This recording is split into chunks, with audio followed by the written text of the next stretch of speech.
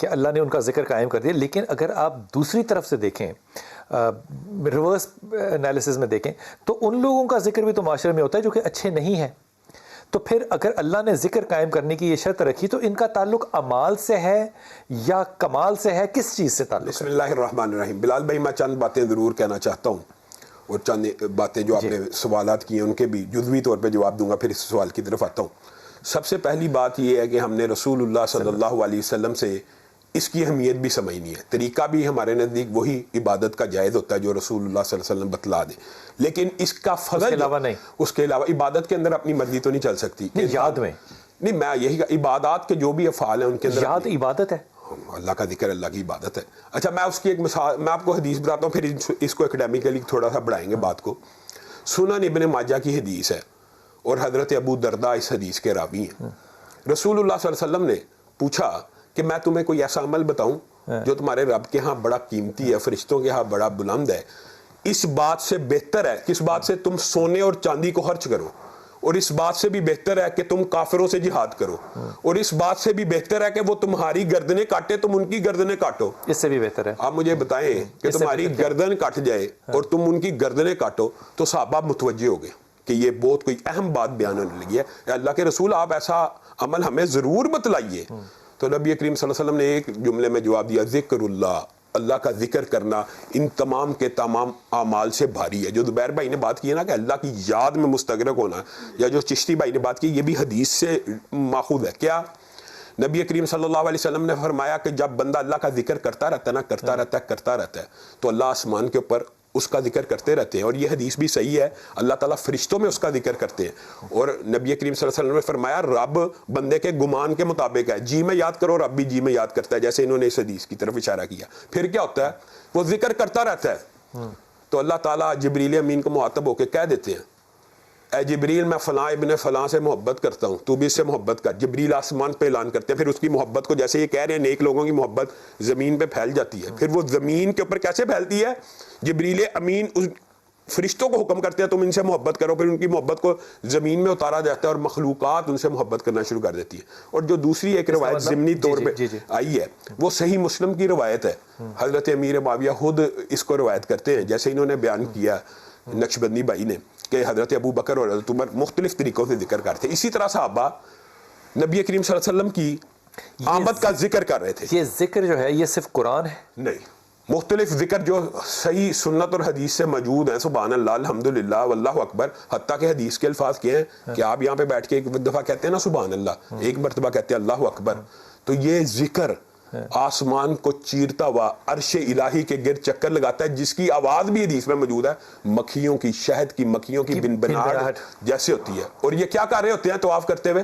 اللہ کو یاد کرا رہے ہوتے ہیں کہ اللہ فلاں, اللہ کو تو پتہ ہی ہوتا ہے کہ فلاں بندے نے اس وقت یہ سبحان اللہ کہا. میں اس روایت کو بیان کرتا ہوں, پھر آپ دیگر بات کرنا. وہ یہ ہے کہ صحیح مسلم کے اندر یہ حدیث صحیح موجود ہے کہ صحابہ ذکر کر رہے تھے اللہ کا, کوئی نبی کریم صلی اللہ علیہ وسلم کی مدینہ کی ہجرت کے بارے میں, کوئی اللہ کی بڑائی کے بارے میں. تو رسول اللہ صلی اللہ علیہ وسلم نے آ کے پوچھا تم کیا ذکر کر رہے تھے؟ مسجد میں بیٹھے تھے. مسجد میں بیٹھے, انہوں نے کہا اللہ کا ذکر کر رہے تھے اور آپ کے بعثت کا ذکر کر رہے تھے, آپ کے مبعوث ہونے کا.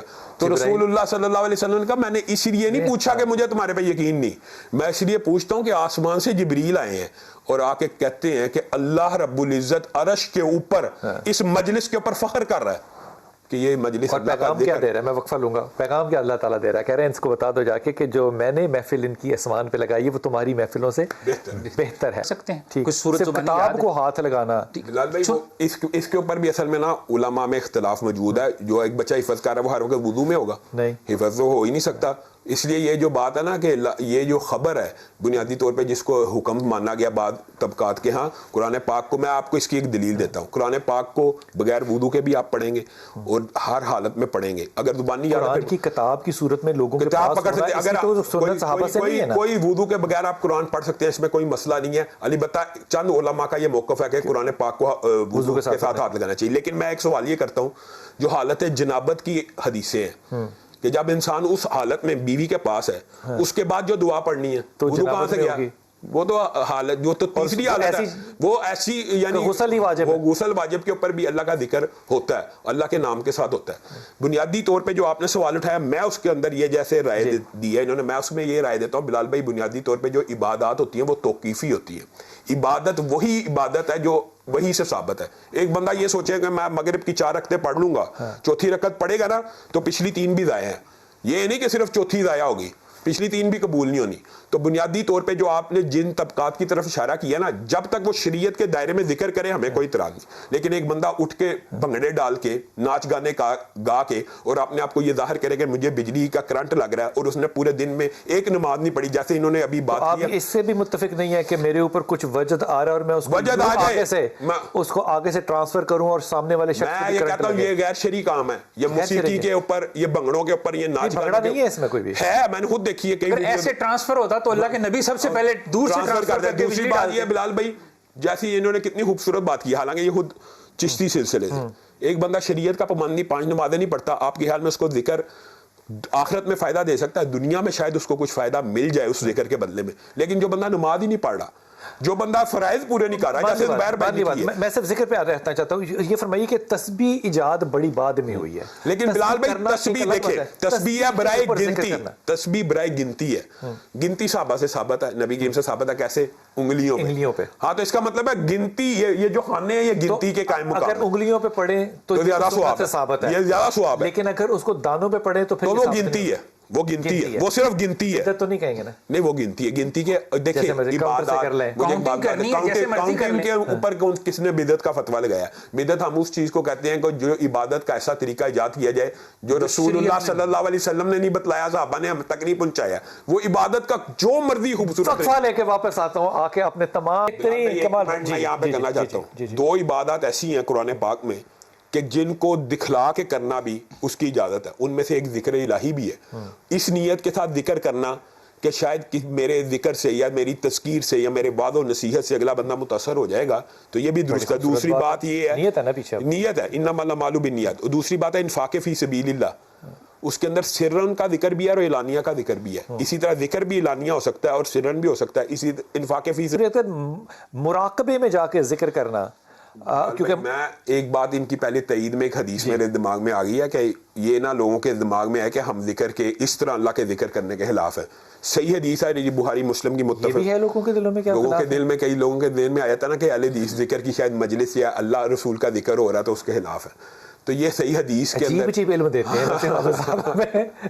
نہیں میں تو تعید میں کر رہا ہوں, میں تو تعید میں حدیث پیش کر رہا ہوں کہ اللہ رب العزت نے چند فرشتوں کی, یہ حدیث صحیح ہے اور دونوں کتابوں میں, حدیث کی اکثر کتابوں میں موجود ہے, بخاری مسلم میں بھی موجود ہے, کہ اللہ تعالیٰ نے فرشتوں کی ایک ٹولی مقرر کی ہوئی ہے جو ذکر کی مجلسوں کو ڈھونڈ رہا ہوتا ہے, ذکر کی مجلسوں کو ڈھونڈ رہا ہوتا ہے, اور اللہ کے فرشتے اس مجلس میں آتے ہیں اور مجلس کی پوری رپورٹ اللہ کے پاس لے کے جاتے ہیں. اللہ تعالیٰ کو اس مجلس کی رپورٹ پتہ ہے, اللہ کو پتہ ہے, لیکن فرشتہ کہتا ہے ہاں جی کیا کہہ رہے تھے, اللہ اکبر کہہ رہے تھے, اللہ آپ کی بڑائی بیان ڈھونڈ رہے ہیں. ہاں مجھے دیکھا نہیں دیکھا, اگر دیکھ لیتے تو ان کا ایمان بڑھ جاتا. جنت مانگ رہے تھے, گھوڑے کے پاس صحابی جو ہے وہ تلاوت قرآن کر رہے تھے, مانگ رہے تھے, جہنم سے پناہ مانگ رہے. کیا دونوں کو دیکھا؟ میں حدیث کو مختصر کرتا ہوں, یہ حدیث بہت لمبی ہے. کیا جنت کو دیکھا؟ نہیں دیکھا. اگر دیکھ لیتے تو اس کی اور تما کرتے. جہنم دیکھی ہے؟ نہیں دیکھی. اگر دیکھ لیتے تو ہمیشہ کے لیے اس سے بچ جاتے. تو اللہ تعالیٰ نے وہاں پہ جو الفاظ ہے صحیح حدیث کے وہ یہ ہیں, یا فرشتوں گوار ہو میں نے ان سب کو معاف کر دیا.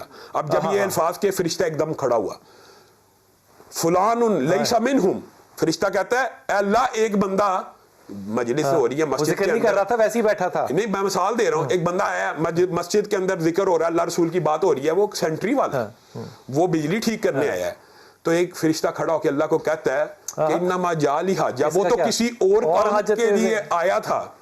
تو اللہ رب العزت نے جواب دیا ہم الجلساء لا یشقا جلیسہم, یہ ذکر کی ایسی مجلس مجھے پسند ہے کہ اس میں بیٹھنے والا جس بھی کام آیا ہے میں نے اس کو معاف کر دیا. یار خدا کی قسم کیا بات ہے یار, کیا رب ہے, کیا رب ہے, ہائے ہائے ہائے. تو پھر یار کیا بات ہے یار. یہ حضور اقدس اب یہ بتائیے کہ اللہ تعالیٰ جب کہتا ہے کہ تم مجھے یاد کرو گے میں تمہیں یاد کروں گا, جب اللہ کی یاد میں وہ شخص ہوگا کیا اس کی کیفیت بدلے گی؟ ویسے میں آپ کو ایک بات بتاؤں, یہ جو ہے نا یہ تو اعزاز آپ عام دنیا کے اوپر ذرا دیکھیں.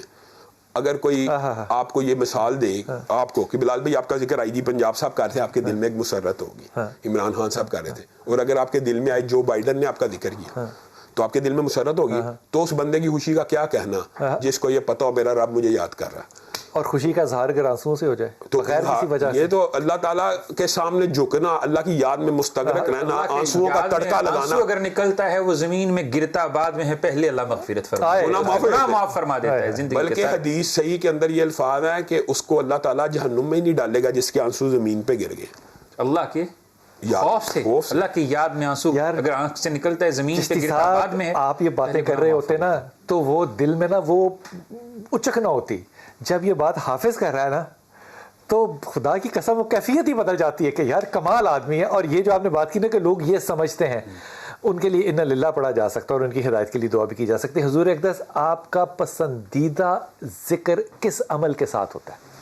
دیکھیے بلال بھائی، سبحان اللہ والحمد للہ ولا الہ الا اللہ واللہ اکبر ولا حول ولا قوت الا باللہ، اور اس کے ساتھ اگر استغفر اللہ ملا لیا جائے تو ذکر کی یہ 6 کی 6 قسمیں اس میں آ جاتی ہیں کہ اللہ کی تسبیح بھی بیان ہو رہی ہے، اللہ کا شکر بھی ادا ہو رہا ہے. اور لا الہ آپ کو پتہ بہترین کلمہ ہے کہ جو بندہ لا الہ الا اللہ کہتے ہوئے دنیا سے چلا گیا، پھر یہ حدیث بھی صحیح ہے کہ معاذ اللہ کے اوپر واجب ہے کہ پھر اس کو آگ میں نہ ڈالے.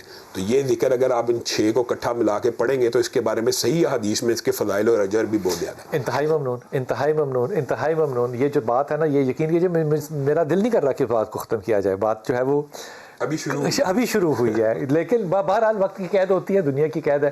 لیکن اس بات کو ذہن میں رکھیے گا کہ جب اللہ تعالیٰ آپ کا ذکر کر رہا ہو اور آپ کی آنکھوں سے 2 آنسو ڈھل جائیں اور آپ کے پاس کوئی مقدمہ نہ ہو کہ میں کیوں غمزدہ ہوں اور کیوں خوش ہوں، یقین کیجیے وہ لمحے ہوتے ہیں صرف ہاتھ پھیلا کے، جھولی پھیلا کے اللہ سے دعا کریں.